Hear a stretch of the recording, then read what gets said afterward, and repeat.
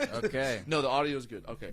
All right, so welcome to Worthwhile Reviews, where two friends review movies that we watch together. Yup, and boy, do we have a lot to say about this one. I think we should do a little bit of background with our experience with this franchise and the first go-around, because we're reviewing a sequel.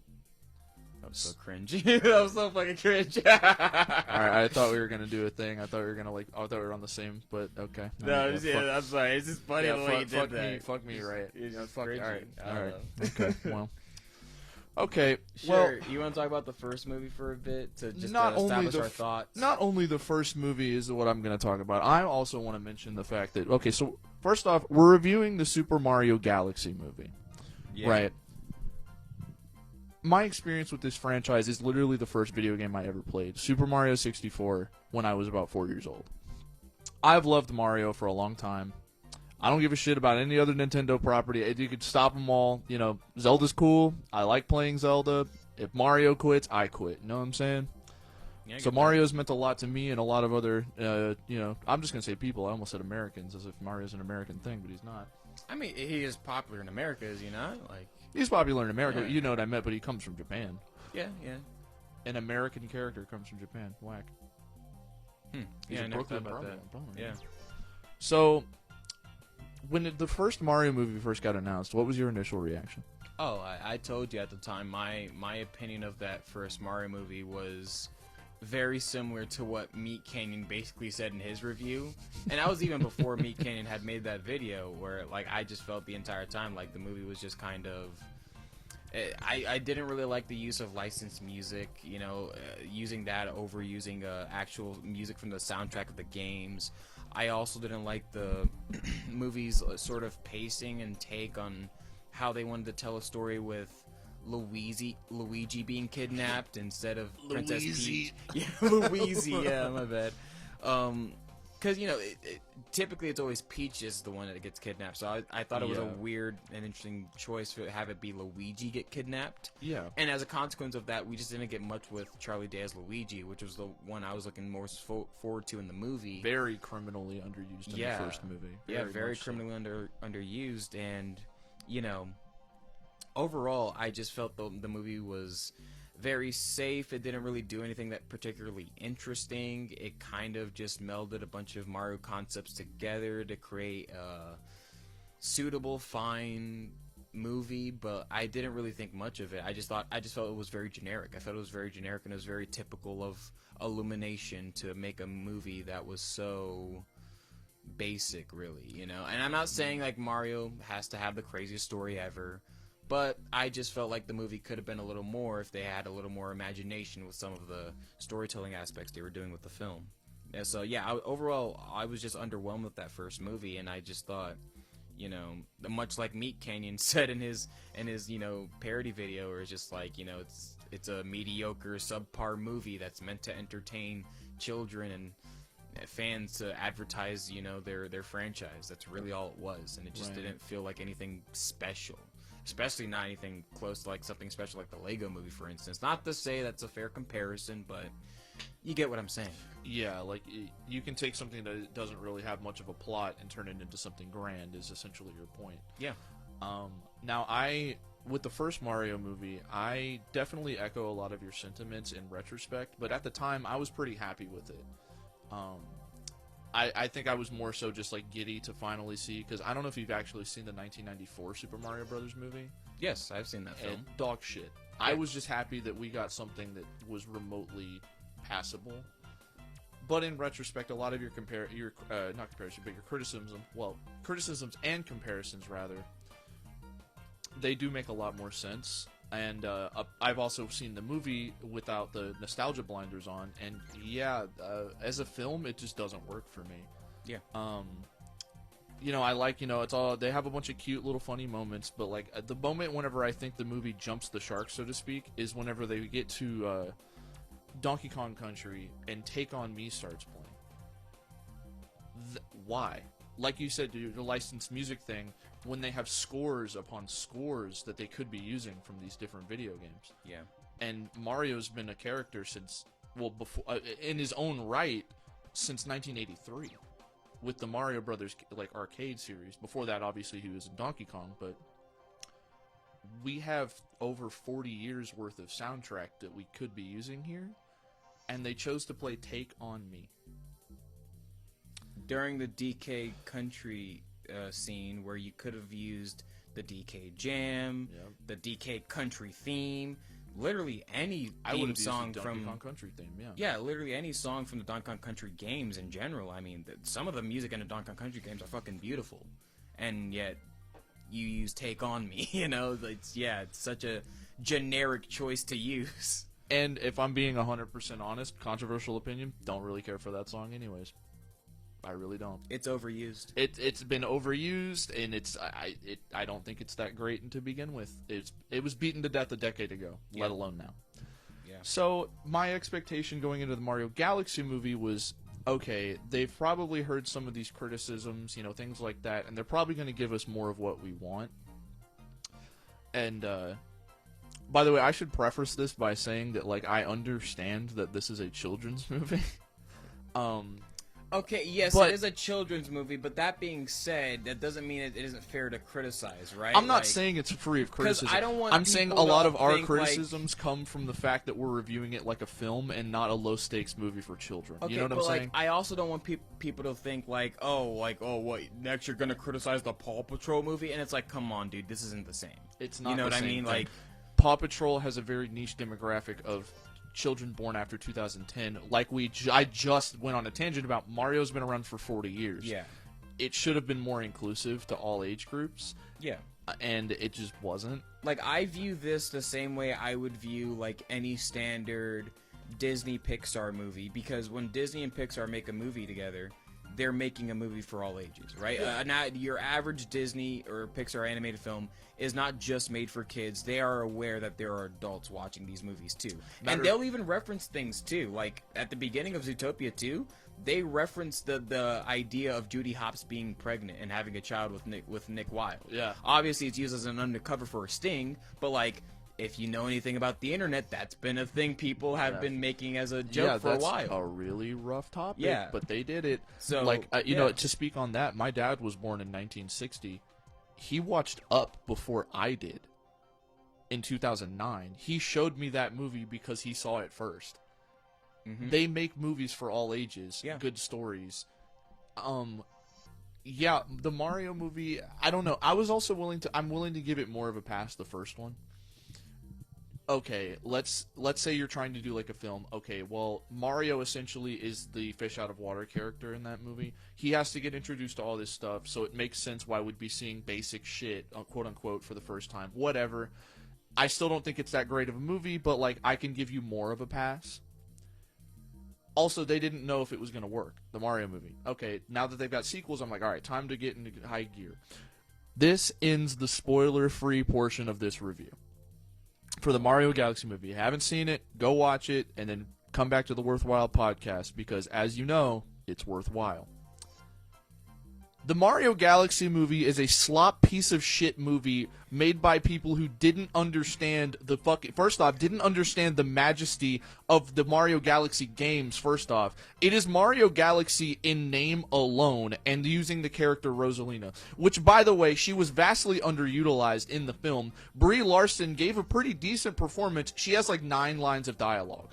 Yeah. She, for someone who played so heavy into the marketing of this is a Mario Galaxy movie, Rosalina, she's central to the plot, never in the fucking film. She's just not there.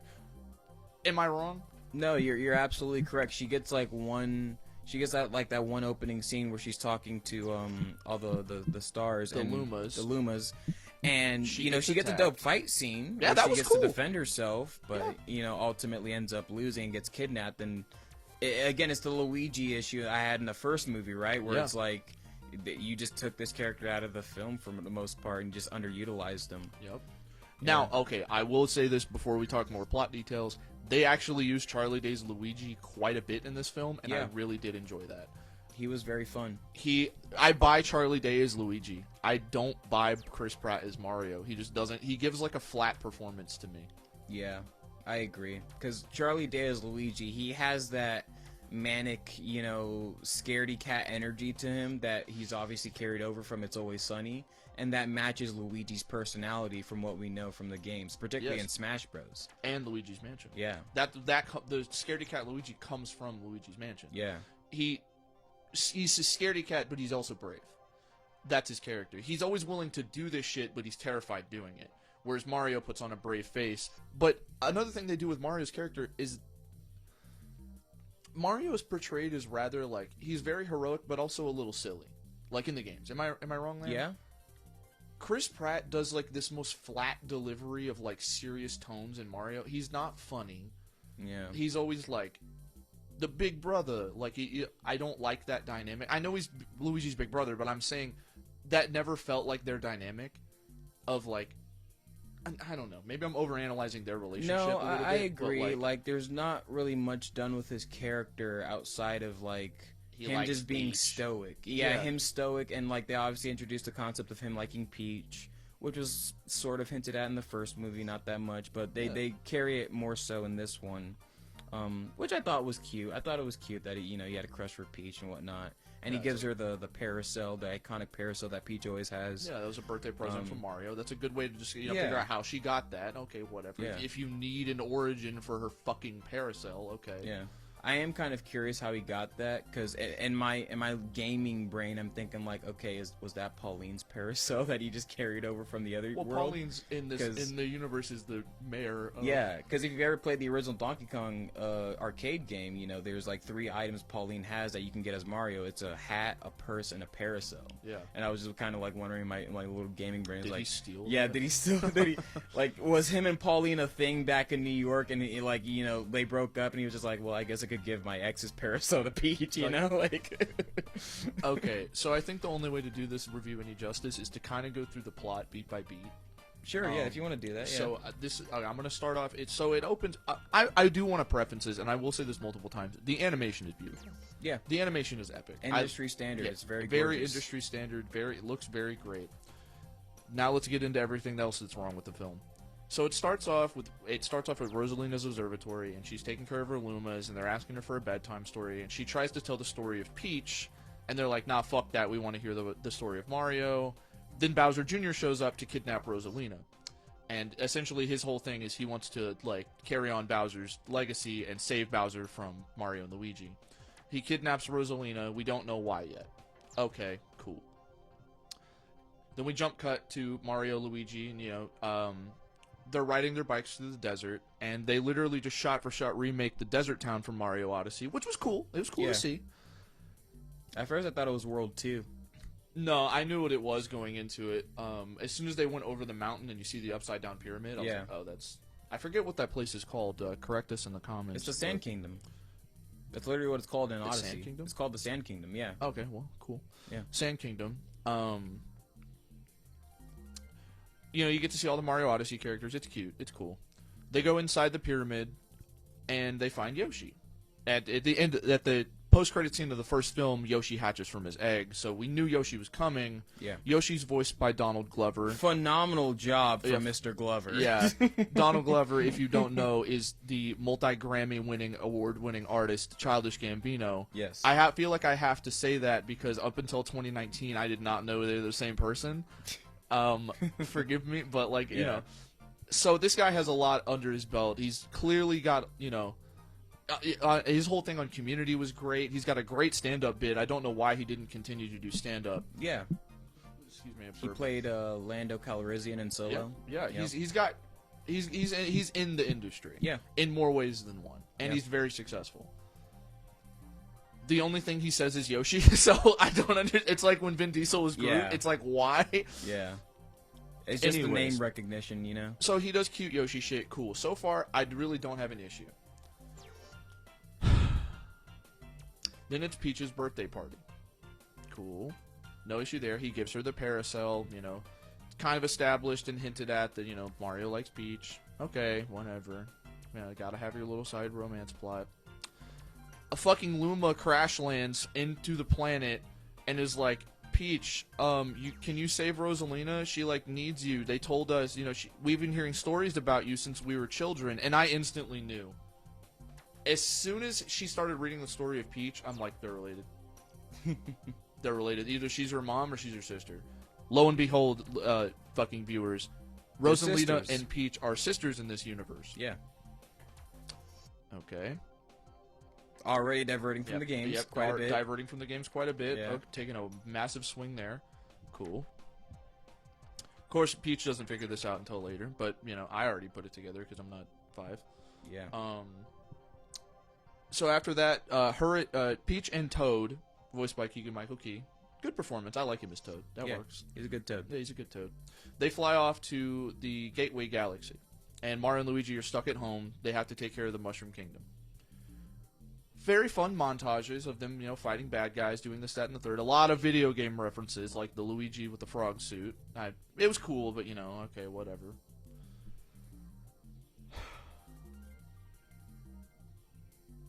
You good? Instantly after that, they get done, they're pooped, they're done, they're tired. Yeah. Guess who shows up? Yes, Hitler Jr., Bowser Jr. himself shows up, and he's like, I demand you release my father, and they're like, fuck no. So he tractor beams the fucking castle into the sky, Yeah. beats the shit out of Mario and Luigi. Should have won. He should have won if it wasn't for Kamek Yeah. Basically. fucking everything up. Should have won right then and there. They crash land, the castle's destroyed. That comes back later. That's a plot point. Well, they got little Bowser. Because at the end of the first movie, they gave him a mini mushroom. Cool. Bowser goads Mario into hitting him, which, as you know from the video games, if you get hit while you have a power-up, you lose it. So he grows back to normal size. Here's where my real issues with the film start. Instead of being like Bowser, he's like, let me pal around with you guys. How long does that last? Moist? I don't know, like I'd say it lasts like maybe like 5 minutes. 5 minutes. Yeah. He pals around with them. They get to the honeycomb galaxy or whatever the fuck. Queen Bee tells them, you fucked up my garden, so you're gonna be slaves. And Bowser offers to do their sentence for them because he's so strong and, you know, all this other stuff. She says More yes. like 10 minutes. No. No, it was more like 5. Because she flies off, Bowser does the thing. He stays there. The pacing on this movie is so quick. Things just kind of like fly by. So it shows Bowser working in the camps. There's a nice reference to the Peaches song. Out of Yeah, fucking very nowhere, brief Bowser reference. Jr. shows up. Keep in mind, this is a like 30-second scene. Yeah. Bowser Jr. shows up and takes Bowser, gets him back instantly. Yeah.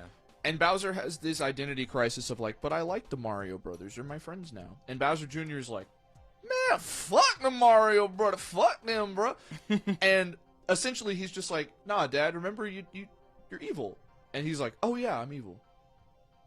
That's it. Am I wrong? That's the Yeah, redemption I arc. was kind of waiting for Bowser to have more of like an identity crisis with his son about being evil, like because they insinuate that when he gets abducted by his son, and I was kind of like, oh, like he's gonna have a change of heart. He's gonna like want to help the Mario Brothers. He's gonna have to instead fight of- his own son. Yeah, like I thought that's kind of where that was going. Like they were gonna get into an argument, and he was gonna have to like betray his own son somehow to help the Mario Brothers, Yeah, and that's never paid off at all. it's not. It's just kind of like hinted at him like having sort of like some kind of you know misidentity with being evil, but then it just immediately goes away with his son being like, nah bro, you're evil, bro, like we've been evil. He's like, And oh Bowser's yeah, like, you're oh right, yeah, I'm my evil, bad, sure, yeah. It's just like, okay. what was the point of him like even like remotely thinking that it was good to be good, like what was the Yeah. point of setting that up if you weren't gonna pay it off? Then we cut to Mario and Luigi making it to the Gateway Galaxy. I'm gonna jump forward a little bit because I forgot the Peach subline where she meets Wart. Yeah, I was Yeah, about to why say don't there's you a talk about subline that? where she goes. I feel like I'm doing all the talking. You talk about that part. Yeah, I was about to say, because, I mean, you're doing more of, like, a breakdown than a review, but, like, yeah, there's a part in the movie where she does go to, like, the casino galaxy or whatever, like, casino planet, and, yeah, she sees Wart, and, like, she has, like, a huge fight scene, which is really cool, with all the ninjas that show up, and Yeah. she's, like, whooping their ass. Yeah, she's beating the fuck out of Yeah, him. She and, like- she overthrows the underground like illegal gambling casino in one fell swoop. Yeah, and the main, like, duo that are there are Wart and Birdo, Yeah. who hail from the game Doki Doki Panic, also known as Super Mario Mario Bros. Bros. 2 2. USA. Now, the problem I had with these characters being in the game, in particular Wart, is that in the games, Wart is a character that is established to be a part of Mario's dream at the end of Mario 2. Exactly. And, you know, and I know a lot of people always bring up the argument, okay, well, if Wart isn't real because he was a dream character, then couldn't you also say the same thing about Shy Guys and Birdo? My argument for the Shy Guys and Birdo has always been, well, if you follow the canonicity of the games, Mario was a baby when he was saved by the Yoshis on Yoshi's Island. And who are some of the main bad guys in that game? The Shy Guys. Yeah. So subconsciously, Mario would have remembered seeing dinosaurs and Shy Guys, Yeah. which would explain why Birdo and the Shy Guys are in his dream in Mario Bros. 2 on the NES. Wart is a character that is only in that dream. He never makes an appearance in the Mario franchise ever again after that. Not to my knowledge. I could be wrong, but yeah, I don't think he ever does. And at who the least in the fuck gives a shit mainline about series, he's never appeared up. Yeah. You know, like he was just a dream character. He was technically a character from a game Nintendo had produced for another company that they just made into a Mario clone. You know, and he wasn't the only character. Obviously, the Shy Guys and Birdo also came from that too. But yeah, this was a character, Wart in particular, that is a character specifically from a dream that has never made an appearance in any other Mario media outside of that. So to see a movie where they essentially canonize him as being a real being was Yeah. kind of interesting to see. I agree. Yeah, I'm not sure how I felt about it, to be honest with you. Just I obviously acknowledge that this movie franchise of Mario movies is establishing its own canon separate from the games. My problem really comes from the fact that they're doing such different things with its canon to where they're essentially establishing characters are related who aren't related in the games, and they're just changing fundamental aspects of storylines to characters that we've always known. Right. And that's really what gets me about this movie. I can agree with that. I want to backtrack a little bit when you're doing a breakdown of the movie. I'm going to be honest with you. I feel like this needs a breakdown. I'm sorry. Because the plot makes no sense. Yeah. Like, to me. Okay, so we left Mario and Luigi, meet up with Peach and Toad, etc., etc. Well, they find a pilot to take them to go fight Bowser Jr. Who's that pilot, Moist? It's Fox McCloud. Fox McCloud, a from the non-Mario Star Fox character. franchise. From the And even yes, briefly before that, you see a series of Pikmin come out of a tiny rocket. spaceship. Yeah, tiny spaceship rocket. Which even I was confused at when I first saw that as well. Yep. Yeah. Oh my god. Rob and Mr. Game & Watch both make an appearance in this movie. It really Rob- is just a cameo fest. Rob is not a fucking character. He was an accessory to the Nintendo Entertainment System. That's like having a controller make a cameo. Which, by the way, later in the film, there's a controller. Oh, really? I didn't notice that. Yeah, Bowser Jr.'s console is an NES controller. Whenever he's gotcha. playing, we'll get to that. Well, that's a part. fun little reference. Yeah, Rob was not. They just wanted their Zootopia flash scene. That's all they wanted. Yeah, they really did try to make that like a Zootopia flash scene. I even called that out for trying You to did, in the do moment, that. too. Yeah. So Fox and Mario become friends because he's like, wow, you look cool. And he's like, cool mustache. And now they're friends. So they take off from the galaxy, and not even 10 seconds after that, Bowser Jr. shows up and shoots them the fuck down. Yeah, It that happened scene was so fast. confusing to me. It was so confusing. It happened so fast. I was like, wait, there was no warning? He's just there? Yeah. I was waiting, when that scene happened, I was surprised, how quickly it happened, because the editing on it, it just happened so immediately. You ever, watch, a development of an animated film where, you see storyboards? Yeah. And, obviously during storyboards, they can't, flesh out when a scene is transitioning, so it'll just, jump cut sometimes. I legit thought I fell asleep and woke up in the middle of the thing. It felt like I was watching, a storyboard come to life without them filling out the transitioning scene, where it's just yeah, and obviously in between these two, cardboards here, these two storyboards here, there's going to be a transitioning scene where you slowly see the spaceship rise and then come and intercept them. No, we just jump cut to a spaceship immediately attacking them right as they're in the middle of a joyride. The editing on it is just so immediate. It's so bad. You don't know when the joyride ends and when they get attacked, because it's just that quickly. The It's pacing so on this fast. movie is just, it's really something. Yeah. They get shot down. We get the cute fucking Yoshi's Island reference because somehow so Bowser convinces Junior not to kill them, and he shoots them with an NES zap or no, excuse me, an SNES zapper that turns them into babies. Why? Yeah, even I didn't get that. Yeah, That kind of they just only happens. did that. They did that for the Yoshi's Island reference because they crash land on a jungle planet. Actually, it's the Lost Kingdom from Mario Odyssey. Yeah. No, not Lost.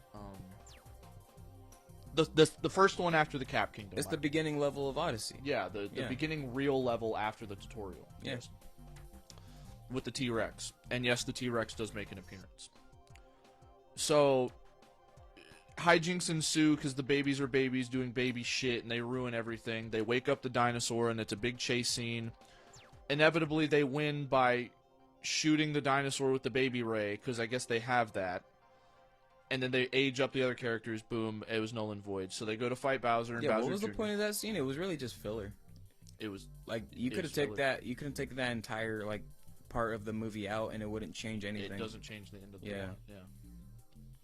Like they were literally babies for like 5 minutes. What Bowser Jr. is trying to do is Bowser used to tell him a bedtime story about how they were going to make a planet with a big ass fucking doomsday laser on it, and they need Rosalina to power it. That's come to find out that's why that he kidnapped Rosalina to make his dad proud. That's cute, whatever.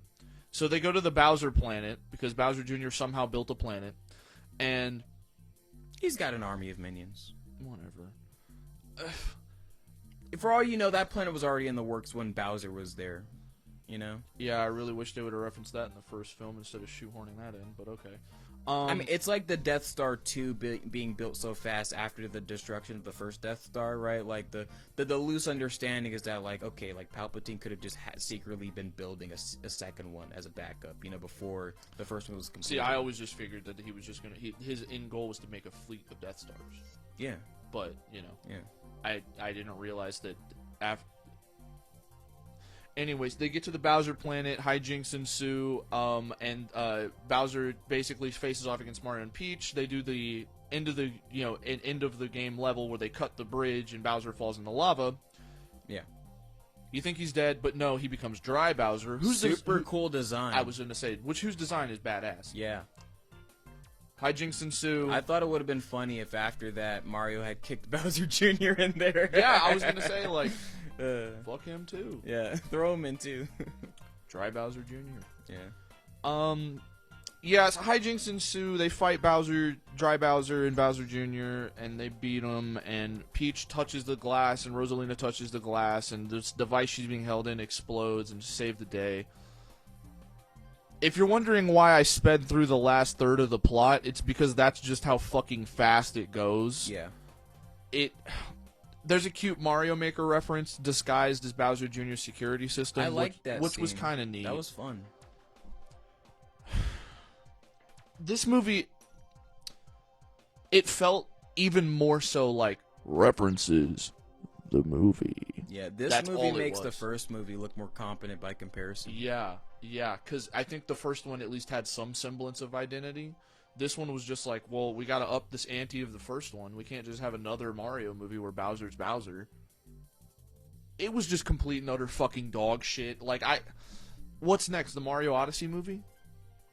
I mean, they've already done Odyssey in this movie. Yeah, I kind of, know, right? Yeah, I know, but like 90% of the galaxies they visit is Mario Odyssey levels. Yeah. Mario Galaxy, if you're going to do a sequel to Illumination, it shouldn't have been a Galaxy movie. It should have been... I don't even fucking know. I don't even know how they could do a sequel to that film and make it, like, coherent. I guess... You could have done Mario Land. Yeah, Mario... the Super Mario Land movie. Yeah. And it's him going into the different worlds, having to free them from Imperial Bowser shit. Like, Yeah. that could have been cool. And he could have fought the saves Daisy. Koopalings! Yeah, he saves Daisy. You know, he could have done Yeah, that. saved Daisy, done the whole thing, and then you could have had the Galaxy thing at the end. Like, you could have done, like, a post-credit scene here, but no. Oh, yeah, big spoiler. Daisy's in the end-credit scene. She punches a monkey in the face and doesn't have any lines of dialogue because they obviously haven't casted Daisy. Yeah. We all know it's going to be Zendaya, It's so... cast, not casted, by the way. Well, whatever.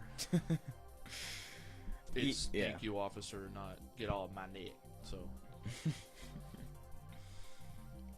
Yeah, I will say one positive about this movie. It does use significantly less licensed music than in the first one. Like there were maybe 2 licensed songs I noticed in this movie. One of them was In the Yoshi Brooklyn scene. yeah, the Hypnotize by Biggie Smalls, which is hilarious that they would use that because Sean Diddy Combs is credited in the movie. Because obviously he was a producer on that song, so that's funny. P Diddy is in the credits of the Mario movie. Post the Diddy trial, by the way, just letting you know that. Well, no shit, dude. You know when this movie came out? Like that happened years ago. Yeah, I guess my point was like to add insult to injury. Of like, it's not like they could have played this off. Like they knew what they were doing. They had to credit Diddy. Yeah, obviously. Yeah, it's not like they made this decision and they couldn't have changed it. They did it on purpose. Yeah, that happened years ago, and yeah, they knew very well when they were licensing that music that would happen. Yeah, that's what I was. So that's very funny. And then there was the one other licensed song that I can't remember that was also in there. But for the most part, when music plays during certain sequences, it's actual a score. It's actual music from the games, or at least a scored rendition. An orchestral version of it. Yeah. And I love that. They actually heard the criticism that people had brought up about that first movie and its score, and they corrected that, and I was very happy to see that. No Seth Rogen Donkey Kong this time.